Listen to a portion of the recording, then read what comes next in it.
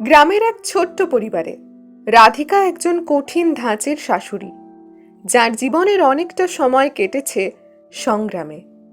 স্বামী বহুদিন আগেই চলে গেছেন। ছেলে রাজীব এখন শহরে একটা বেসরকারি অফিসে কাজ করে।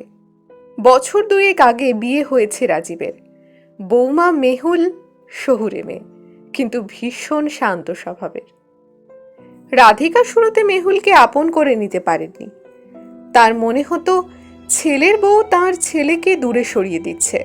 মেহুল সব সময় শান্ত থেকেছে, কোনো কিছুতে প্রতিবাদ করেনি, কিন্তু চেষ্টা করে গেছে রাধিকাকে খুশি রাখতে। একদিন রাধিকার শরীর খারাপ হলো, জ্বর, গা ব্যথা, শ্বাস নিতে কষ্ট। ডাক্তার বলল নিউমোনিয়া হয়েছে, দেখাশোনার দরকার। রাজীব অফিসের ব্যস্ততায় সেভাবে সময় দিতে পারল না।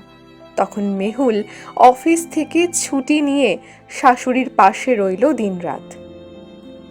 ওষুধ খাওয়ানো, গা মুছে দেওয়া, পছন্দের খাবার রান্না, সব কিছু নিজে হাতে করল। এমনকি রাতে পাশে ঘুমাতো, যাতে কিছু দরকার হলে সঙ্গে সঙ্গে দিতে পারে। রাধিকার কঠোর মন একটু একটু করে গলে যেতে লাগলো। এক রাতে হঠাৎ ঘুম ভেঙে দেখল মেহুল তার হাত ধরে ঘুমিয়ে পড়েছে, চোখে এখনো ক্লান্তির ছাপ। রাধিকার চোখ ভিজে গেল।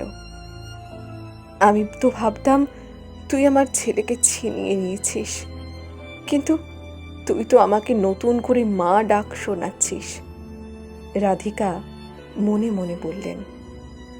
সুস্থ হওয়ার পর রাধিকা প্রথমবার নিজের ইচ্ছায় মেহুলের জন্য গয়নার বাক্স থেকে একজোড়া সোনার দুল বার করে দিয়ে বললেন, এগুলো তোর জন্য রেখে দিচ্ছি বৌমা।